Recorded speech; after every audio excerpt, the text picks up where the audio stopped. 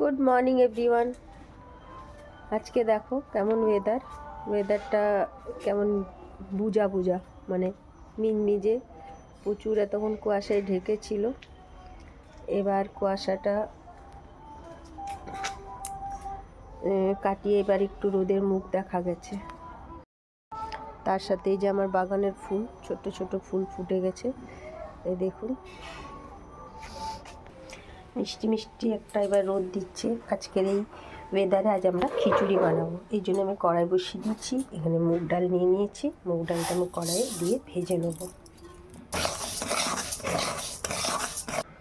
এখানে আমি জল বসিয়ে দিয়েছি, আর এতে আমি চালও ফেলে দিয়েছি। মুগ ডালটা ভাজা হলে আমি এর মধ্যে এবার মুগ ডালটা দিয়ে দেবো, কারণ আজকের এই মরশুমে শীতের এই একটা আজকে কনকনে শীত, আর তার সাথে এরকম একটা মেঘলা তো ঠিক নয়, কুয়াশায় ঢেকে আছে, তাই এতক্ষণ তো রোদ ছিলই না, এতক্ষণ একটু হালকা একটা রোদের আভা দেখা দিয়েছে। এই মরশুমে খিচুড়ি বেগুন ভাজা দারুণ লাগবে। তো আজকে আমি খিচুড়ি, বেগুন ভাজা, মাছ ভাজা, ফুলকপি এইসব আর কি এর মধ্যে রাখবো। তো চলো মুগ ডালটা ভাজা হয়ে যাক, ততক্ষণ একটু আমরা ওয়েট করে যাই। মধ্যে বরবটি দিয়ে দিয়েছি। অনেক রকম ডাল দিয়ে করা যায়, তবে সব ডাল দিয়ে করব না, সব ডাল ভালোভাবে সেদ্ধ হয় না। বরবটিটা আমি দিয়ে দিলাম, বরবটিটা তাড়াতাড়ি সেদ্ধ হবে। এটা বরবটি রমা হলে সেদ্ধ হতে টাইম লাগে, আর বরবটিটা আমার খুব ভালোও লাগে খেতে, তাই এর মধ্যে আমি বরবটিটাও একটু ভেজে নিচ্ছি। আমার মুগ ডাল ভাজা হয়ে গেছে, মুগ ডালটা আমি এর মধ্যে দিয়েও দিয়েছি। আমি ভিডিওটা করতে ভুলে গেছিলাম। এই যে চালে আর ডালে দিয়ে দিয়েছি। এবার এটা ভালো করে ফুটুক, আমি কিছুক্ষণ পরে নুন, হলুদ, মশলা সব দেব। ততক্ষণ অন্যান্য সবজিগুলো কাটাকুটি করে নিই। খিচুড়ির সাথে তো বেগুন ভাজা সবাই খায়, আর আমার বেগুন সুন্দরী করে রেখেছি আমি। কিন্তু বেগুন পোড়া কি কেউ খেয়েছো কোনোদিন খিচুড়ির সাথে? আজ আমি খাবো। এর আগেও আমি খেয়েছিলাম। বেগুন পোড়া আমার খুব প্রিয়, মুড়ি দিয়ে আমি খুব ভালোবাসি, তবে আজকে আমি খিচুড়ি দিয়েও খাবো। ওই জন্য আমি বেগুন পুড়িয়ে নিচ্ছি, আর এখানে এই যে টমেটো আমি পুড়িয়ে নিচ্ছি। টমেটো পুড়িয়ে আমি আজকে এটা চাটনি বানাবো। এবার আমি খিচুড়ির মধ্যে হলুদটা দিয়ে দিই। হলুদটা যদি এখন না দিই তাহলে কিন্তু ওই ভাতটার মধ্যে খিচুড়ির রঙটা, মানে হলুদ রঙটা আসতে অনেক টাইম লেগে যাবে। আন্দাজ মতো আমি হলুদ দিয়ে দিলাম। এখানে আমি গুঁড়ো মশলাও দিয়ে দিচ্ছি। গুঁড়ো মশলাটা আমি এটার মধ্যেই দিয়ে দিলাম। এবার লবণটা দিয়ে দেবো। বাকি আমি আদা, ক্যাপসিকাম, লঙ্কা এগুলো সব পরে দিচ্ছি। আদাটা আমি একটু ভেজে দেবো। বেগুন আর টমেটো পোড়া আমার রেডি। এবার আমি এগুলোকে ছুলে ভালো করে মেখে নেব। এই যে এবার আমি লবণটা দিয়ে দিই, স্বাদ মতো লবণ দিয়ে দিলাম। কাঁচা লঙ্কা দিয়ে দিলাম, তার সাথে কয়েকটা মটর দিয়েছি, মটরটা ভেজেই দেবো আমি। এখন আপাতত অল্প একটু দিয়ে দিলাম।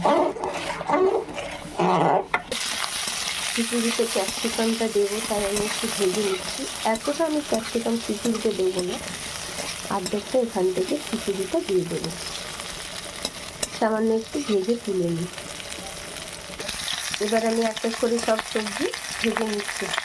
এখানে আমি এই যে তেলের মধ্যে ফুলকপি দিয়ে দিয়েছি, ফুলকপিগুলোকে আমি ভেজে তুলে নেবো। তারপর বাকি এই যে এখানে রেখেছি গাজর, সিম, মটরশুঁটি আর আলু, এটাও আমি ভেজে নেব। আর ক্যাপসিকামটা আমি ভেজে তুলেই নিয়েছি। এখানে আমি একটু আদা গ্রেট করে দিয়ে দেবো। একটু আদা গ্রেট করে নিচ্ছি, আদা গ্রেট করে আমি এগুলোকে দিয়ে দেবো। আদাটা আমি দিয়ে দিলাম।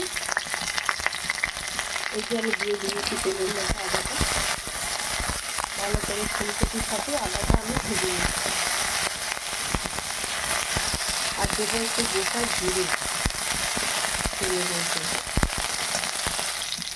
একটু গোটা জিরে দিয়ে দিয়েছি। ফুলকপিটা আমার সব ভাজা হয়ে গেছে, তাই আমি এর মধ্যে এই সবজিগুলো দিয়ে দিচ্ছি। নাহলে আবার এক এক করে ভাজতে অনেকটাই টাইম লেগে যাবে। এটা হাত চলে গেছে, বাকিগুলো একসাথে দিয়ে ভেজে নেবো। আর কিছুক্ষণ লবণ দিয়ে দিচ্ছি। খিচুড়িতে আমার হলুদ দেওয়া গেছে, একটু সামান্য অল্প সবজির মধ্যে হলুদটা দিয়ে দিলাম। আমার সব সবজি ভাজা হয়ে গেছে, এবার আমি এটা খিচুড়ির মধ্যে দিয়ে দেবো।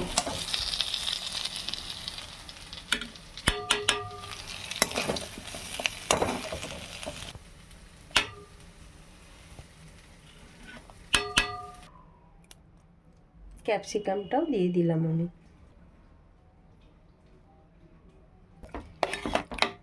সব সবজি দিয়ে ভালো করে মিলিয়ে দিলাম।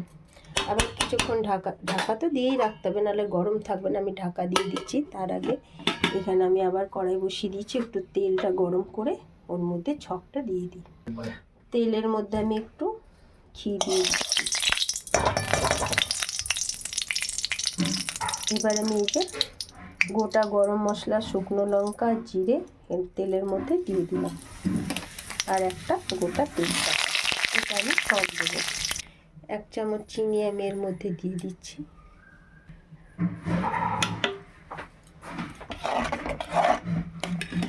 যেহেতু এখন গরম আছে, চিনিটা ঠিক গলে যাবে টাইম মতো। এটা আগে দিতে পারতাম, আগে দিইনি বলে এখন দিয়ে দিলাম।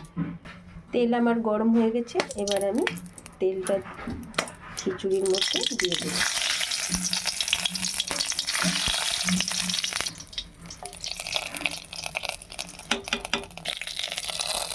আমার খিচুড়ি কমপ্লিট। আপনাদের যদি আমার এই খিচুড়িটা ভালো লাগে, ভালো রান্নাটা পছন্দ হয়, তাহলে আপনারা অবশ্যই কমেন্ট করে দেবেন। আর যদি ইউটিউব চ্যানেলে দেখে থাকেন, তাহলে ইউটিউবটা সাবস্ক্রাইব করে দেবেন। আশা করছি ভালো লাগলো আপনাদের এই রেসিপিটা। আজকের মতো এই পর্যন্ত। আবার অন্যান্য রেসিপি পেতে হলে আমার ইউটিউব চ্যানেল আর ফেসবুক আপনারা ফলো করবেন। ধন্যবাদ।